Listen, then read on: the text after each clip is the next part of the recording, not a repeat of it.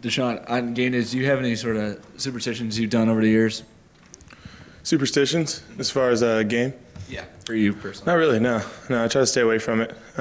You get too caught up in one idea of something and all of a sudden it goes away. Every time you think you have a superstition and you don't do it, you want to blame it on it, and I try to stay away from it as much as I can.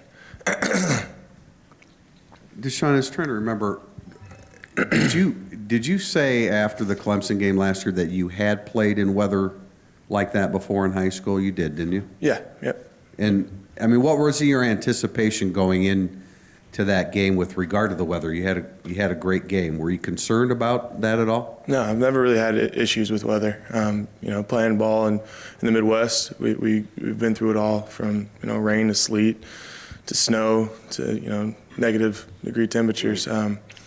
Last year it was obviously apparent that I'm pretty capable of throwing the ball in the rain, and there's a couple adjustments of my grip, and I'm able to rip it just the same. So weather really doesn't affect me too much when it comes to throwing the ball. You had no grip issues. No, there's some balls that kind of slide away, but you learn that in wet games it's not about putting the ball exactly where it needs to be. It's about just getting there somehow, and we were able to do that successfully, and I've been able to in the past.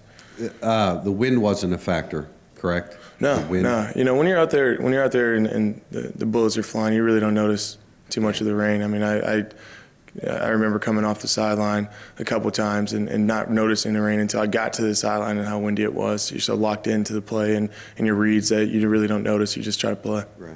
But you do notice the wind, right? Yeah. You have to gauge that when it comes to being accurate. Sideways blowing winds can definitely affect the ball. But typically inside of a stadium that sits as high as the stadiums that we typically play in, down by the field, the wind really doesn't affect too much unless it gets to swirl.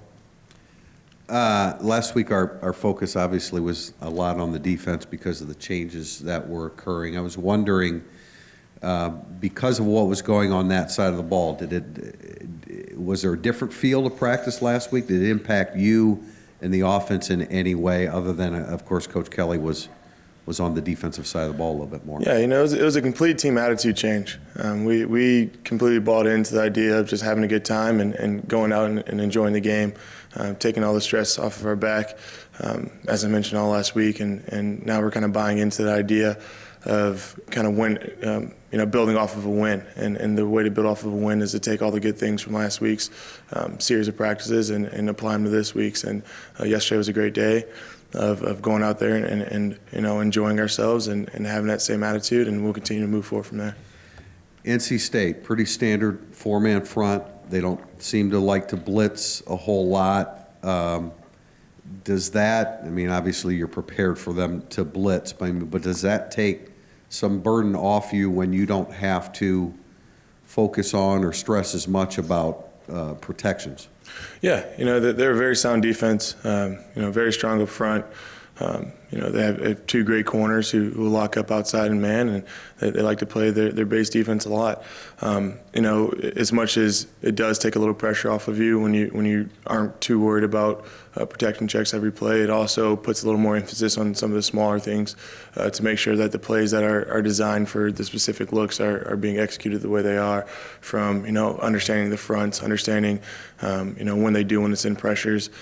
You just take that same awareness that you'd put on getting yourself into protection and apply it to something else to make sure you're still executing. Thanks.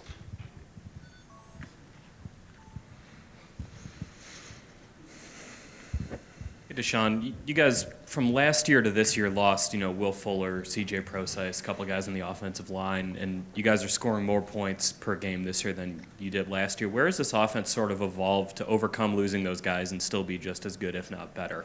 Yeah, we recognize the talent that we have at all the skill positions, and we're not afraid to throw it down the field. Everyone kind of expected us after losing Will to try to take away some of our vertical threats, but we quickly found out that we had the same speed and the same size to do so.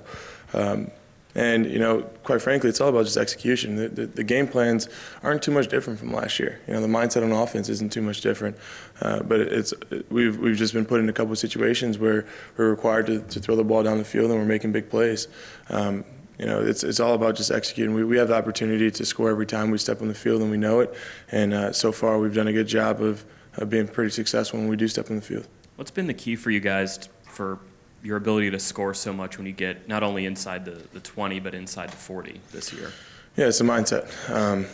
Just to relax and play ball and keep it simple. Last year, being a little inexperienced, I was down there thinking that the red zone was some foreign object to me, and I was just trying to fit in tight throws and do a little too much. Now I'm just trying to keep it basic, continue to run the same plays that we're running from the other 20 that's getting us down there, and when things aren't there, not forcing it and taking what they give me. If I need to extend the play, I'm going to use my feet to extend the play and hopefully make something happen.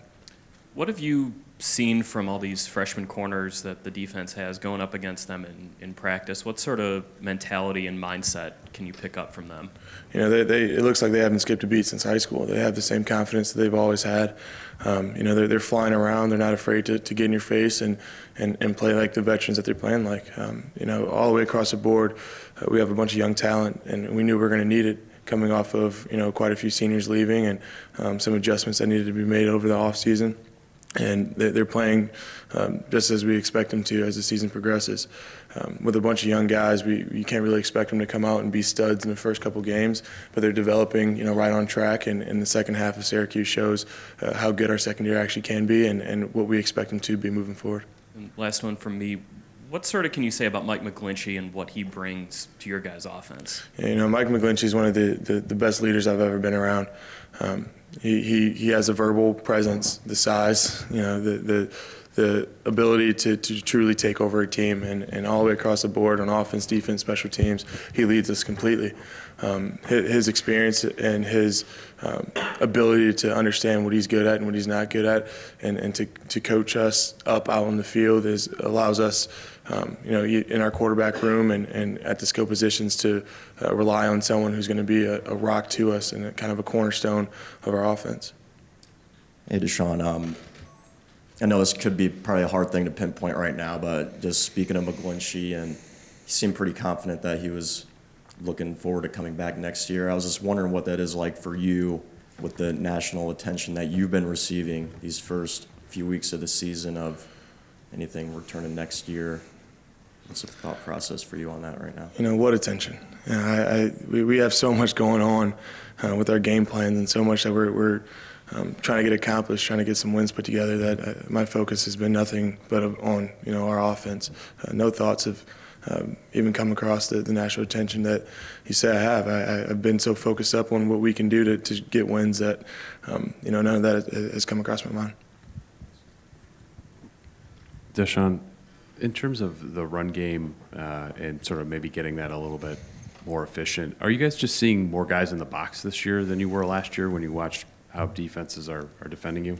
Yeah, playing the schedule that we play, we've come across some sound, too high teams who like to keep safeties low. I'd say that the push right now in college football is to do whatever you can to get an extra guy in the box while maintaining the structure to stop the pass game by using tainted defenders, whether it be a safety or a linebacker. There's more of an emphasis on keeping guys close to the box, and anytime teams want to do that, we're not afraid to go out and throw the ball behind them. This is kind of a season where we're just taking what defenses are giving us. We're not kind of forcing whatever we have to do to get the ball down the field. It's more just allowing our game plan to come into play when people want to add guys to the box. And when you have Dexter Williams and Josh Adams and Tyron Folson, along with the line that we have, you got to expect that guys are going to continue to respect the box the way that they are. Because we're deadly. If you take a guy out of there, we're going to run all over you, and we'll respond accordingly if we need to pass the ball if they do that.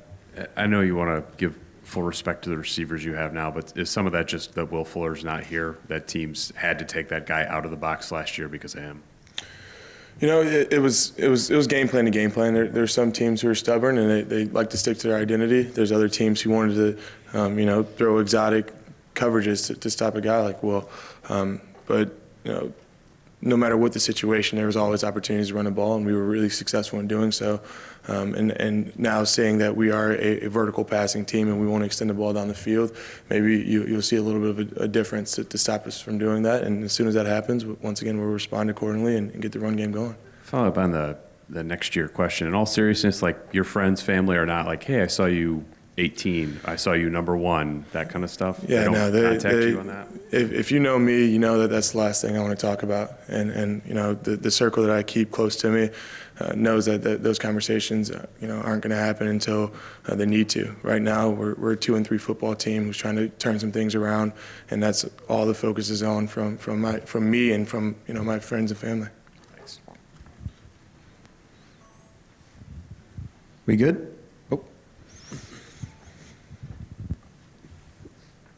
I'm just wondering what you've seen from Miles Boykin as far as his progressions to get to work his way into a role this season. Yeah, his size is you know, uncomparable. He's sitting at 6'6", has a 40-plus vertical, and he's really finding his way into that kind of third down, you know, big play type of guy. EQ is playing great ball, and we like to, you know, target EQ as much as we can, and you know, if the defense allows us to throw the ball backside, which they tend to, we like to throw the ball to EQ a lot. So with that, he takes his breaks and he steps out, and we don't lose a step with Miles. He's doing a really good job with developing his routes and getting better as the weeks go on. And with a guy like him who doesn't necessarily have the most playing experience, he's definitely maturing as the year goes on and becoming a guy that you truly can trust to get the ball to in big plays.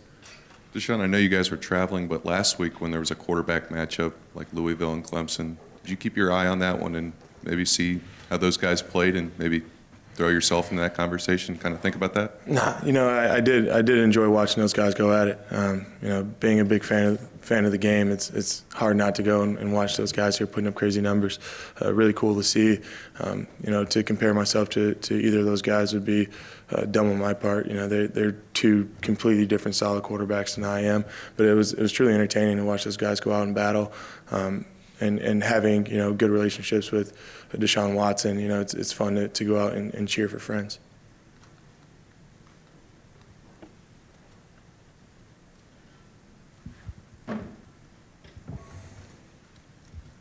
Joe, I'm just curious with Coach Kelly taking a heavier hand on the defensive side of the ball.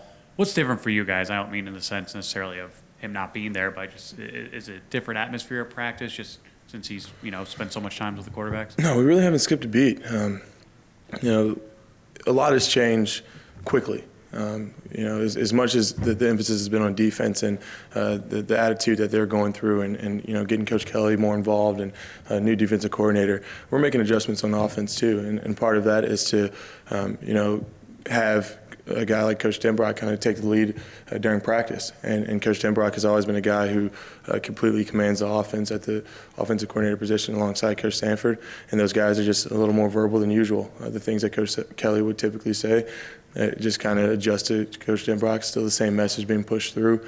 And, you know, we're responding great to it. You know, we really hasn't skipped a beat on offense other than the fact that we're just going out and having a little more fun and having, you know, a better attitude about the game. Does Coach Kelly still have a hands-on role? I mean, is he spending the whole practice with the defense the whole time, or is he kind of? Oh, he's all over. He's all over. You know, you know, he's